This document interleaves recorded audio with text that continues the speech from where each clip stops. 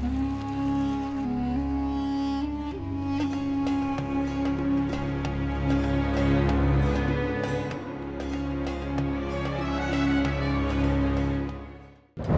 दिनों का super golden period, ग्रह चाल में परिवर्तन की लहर, हेल्थ और वेल्थ का मिलेगा कितना साथ, संबंधों में मिठास का तड़का या तनाव के बादल। अब की बार क्या पाएंगे और क्या खोएंगे, किस्मत के सहारे क्या कुछ हासिल करेंगे।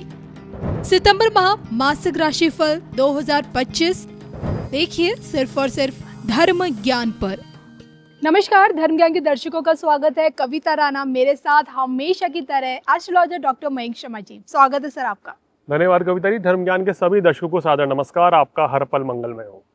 हर माह लेकर हाजिर हो जाते हैं मासिक राशिफल के साथ, ताकि आप ये जान सके कि आपका आने वाला कल आपके लिए कितनी नई खुशियां लेकर आ रहा है, कितनी नई तरक्की लेकर आ रहा है और कितने नए मौके ला रहा है आगे बढ़ने के लिए।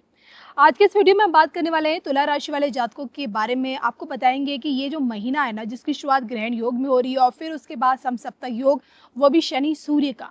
तो इन परिस्थितियों में आपकी परेशानियां बढ़ने वाली हैं, आपको चुनौतियों का सामना करना पड़ सकता है, या फिर आपका सब कुछ अच्छा रहेगा। तो ओवरऑल ये महीना आपका कैसा रहेगा, सब कुछ जानेंगे। शुरुआत करते हैं आपकी ग्रह चाल से, जानते हैं मयंक जी से। बताएं सर। बिल्कुल, देखिए कविता जी, सितंबर माह जैसे मैं शुरुआत से कहता आ रहा हूँ कि एक महीना ऐसा महीना है कि बड़ी ग्रहों की उथल पुथल मची हुई है।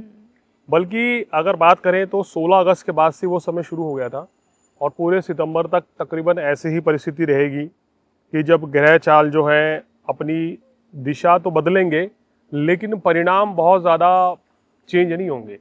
फर्क इतना रह जाएगा कि कुछ राशियों को शुरुआती 16 दिन ज़्यादा परेशान कर रहे हैं, कुछ राशियों को अंतिम जो 14 दिन है वो परेशानी के रहेंगे। ये फर्क आ रहा है, लेकिन ग्रह चाल में अशुभ युतियों में कोई भी अंतर नहीं रहेगा जी। अगर तुला राशि वालों की ग्रह चाल की बात करें तो वर्तमान में तुला राशि में कोई ग्रह नहीं बैठा है और माह की शुरुआत जो है नीच के चंद्रमा के साथ हो रही है। तो आपके कर्म भाव के स्वामी जो है चंद्रमा नीच के रहेंगे माह की शुरुआत में।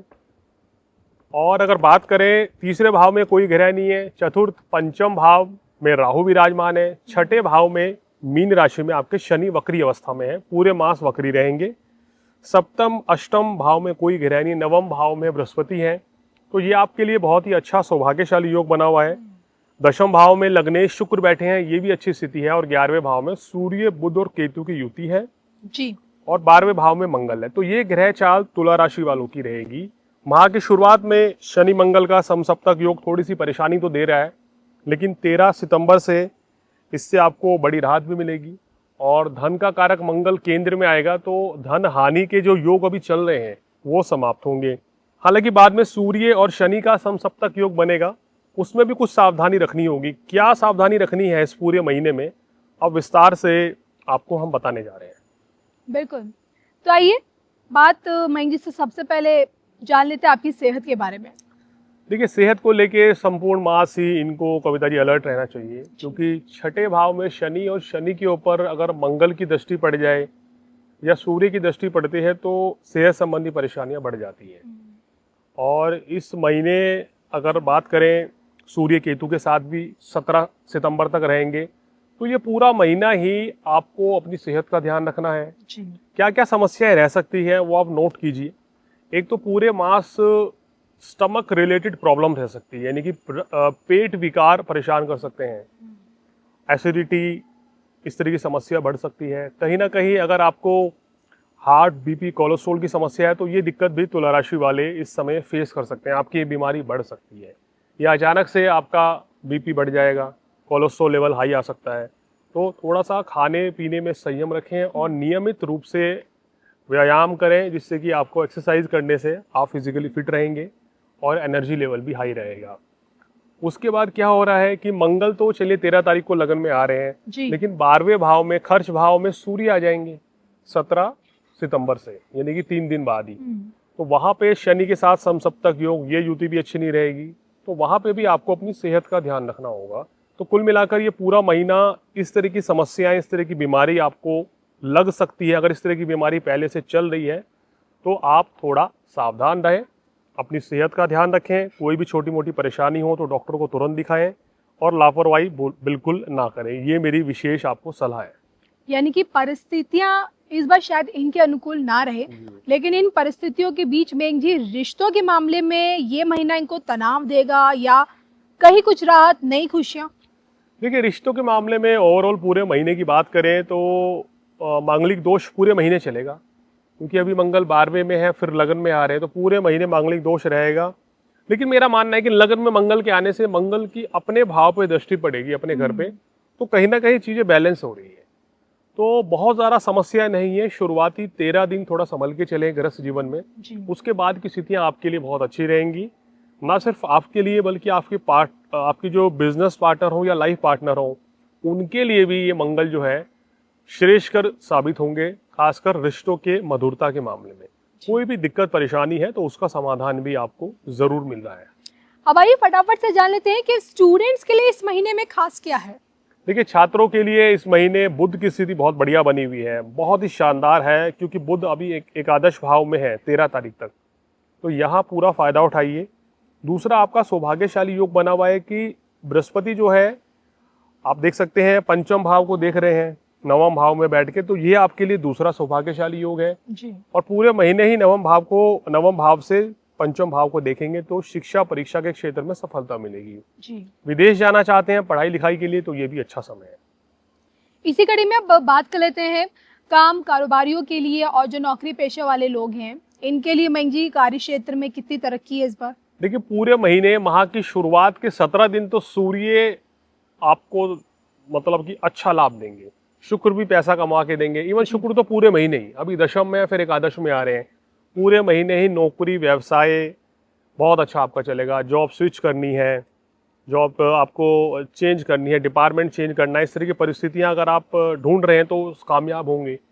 व्यापार की शुरुआत करनी है तो उसके लिए भी मेरा ऐसा मानना है कि शुरुआती 15-16 दिन ज़्यादा बेहतर है, आप कर डालिए, अच्छा रहेगा। अगर आप बिजनेसमैन है तो आपका बिजनेस अच्छा चलेगा, आपकी सेल बढ़ जाएगी, आपका प्रोडक्ट जो है वो इस समय हिट हो सकता है। तो अच्छे योग बनते हैं नेम फेम के भी। तो पूरा माह नौकरी, बिजनेस, खुद का काम करते हैं, कंसल्टेंसी दे रहे हैं, ट्रैवल से रिलेटेड कोई बिजनेस करते हैं या आप कमीशन एजेंट का भी काम करते हैं, तो हर कार्य में सफलता निश्चित मिल रही है। और जो कि देखिए, हमारी प्रोफेशनल लाइफ से ही हमारी फाइनेंस भी जुड़ा होता है, तो फाइनेंशियली ये महीना आपको कितना लाभ देकर जा रहा है? देखिए, आर्थिक पक्ष जो है शुरुआत में तो आपको सूर्य, केतु, बुध बहुत पैसा दे रहे हैं, तो बाद में 13 तारीख से मंगल भी केंद्र में आ रहे हैं, धन का कारक, तो पैसा आता चला जाएगा। हालांकि सूर्य लाभ स्थान से हानि स्थान में जा रहे हैं तो खर्च भी रहेगा, लेकिन पूरे महीने ग्रहों की प्लेसमेंट ऐसी हो रही है कि पैसा आता तो रहेगा, तो ये अच्छी बात है।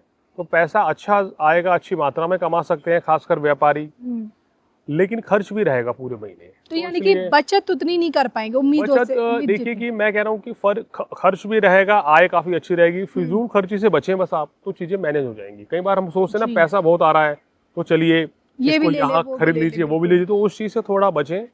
अगर ये सेविंग कर लेंगे तो आपको आने वाले महीनों में उसका फायदा मिल जाएगा। सलाह के तौर पर सलाह यही है कि क्रोध की अधिकता से बचें, सेहत का ध्यान रखें, और आपको भी सलाह दी जाती है कि वाहन इत्यादि थोड़ा संभल के चलाएं। मैं ये सितंबर की इस ओवरऑल पिक्चर को देखते हुए उपाय क्या बताएंगे? देखिए, उपाय के तौर पे हनुमान चालीसा संपूर्ण मास आपको किसी बड़े संकट, बड़ी परेशानी से बचाएंगी। सूर्य देव को जल भी चढ़ाते रहें सूर्य देव के शुभ फल पाने के लिए, साथ में थोड़े से लाल पुष्प डाल दें उसमें तो और भी उत्तम रहेगा। इसके साथ साथ ही हल्दी या केसर का टीका आप हमेशा लगा कर रखें, जो आपको शुभ परिणाम मिलते रहेंगे जी। इस पूरे माह शिवलिंग पर कच्चा दूध और शहद जरूर चढ़ाएं, जिससे कि आपकी चंद्रमा की स्थिति पूरे महीने बेहतर रहेगी, आपकी मनोस्थिति अच्छी रहेगी, मानसिक तनाव कम रहेगा और निर्णय लेने की क्षमता भी बढ़ेगी। बिल्कुल। मयंक जी से जाना सितंबर माह का मासिक राशिफल 2025 और वो भी तुला राशि वाले जातकों के लिए।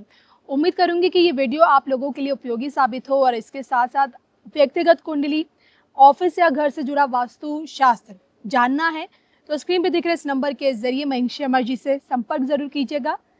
अनुमति दीजिए, नमस्कार।